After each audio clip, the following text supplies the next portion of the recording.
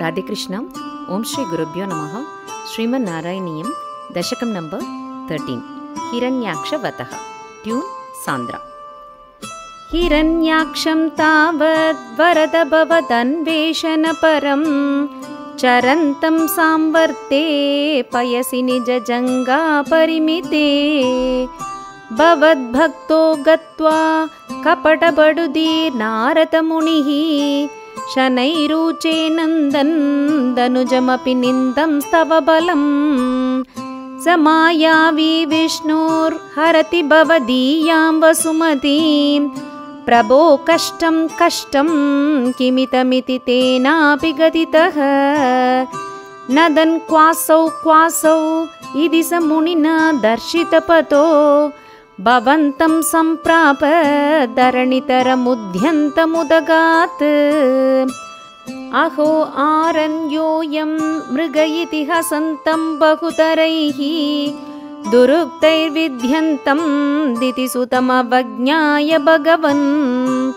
महीं दृष्ट्वा दंष्ट्रा शिरसि चकितां स्वेन महसा भयोदावादाय प्रसवमुदयुङ्क्तामृतविदौ गदापाणौ दैत्ये त्वमपि हि गृहीतोन्नतगतो नियुद्धेन क्रीडन् गडगडरवोत्कुष्टवियतां रणालोकौत्सुक्यान् मिलति सुरसङ्गे धृतममुं निरुन्द्या सन्ध्यातः प्रथममिति दात्रा जगदिशे गदोन्मर्ते तस्मिन् तव खलु गदायां तिदिभुवो गदागादाद् भूमौ जडिति पतितायाम् अहह भोः मृदुस्मेरास्यस्त्वं धनुजकुलनिर्मूलनजनं महाचक्रं स्मृत्वा करभुवि तदानोरुरुचिषे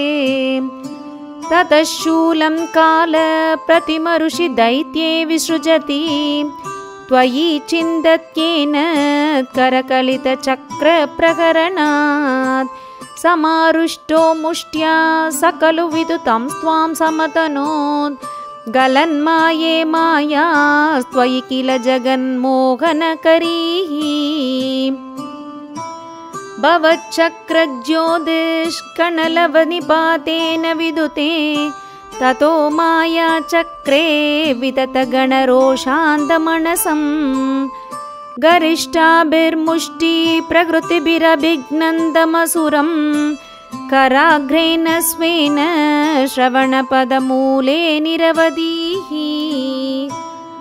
महाकाय सोऽयं तव करसरोजप्रमथितो गलद्रक्तो वक्त्रा तपदतृषिभिश्लाकितहतिः तदा त्वामुद्धाम प्रमदभरविद्योतिहृदयाः मुनीन्द्रासान्द्राभिस्तुतिभिरनुवन् अध्वरतनुं त्वचिच्छन्दो रोम स्वपि कुशकणश्चक्षुषि कृतं चतुर्होतारोऽङ्घ्रौ श्रुकपिवदने चोदरयिडा ग्रहाज्जिह्वायां ते परपुरुषकर्णे च चमसाः विभो सोमो वीर्यं वरदगलदेशेऽपि उपसतः मुनीन्द्रैर्यिध्यातिस्तवनमुकरैर्मोदितमनाः महीयस्या मूर्त्या विमलतरकीर्त्या च विलसन्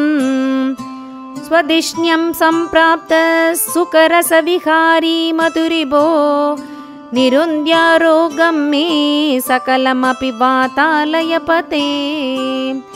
श्रीहरये नमः, श्रीहरये नमः, श्रीहरये नमः।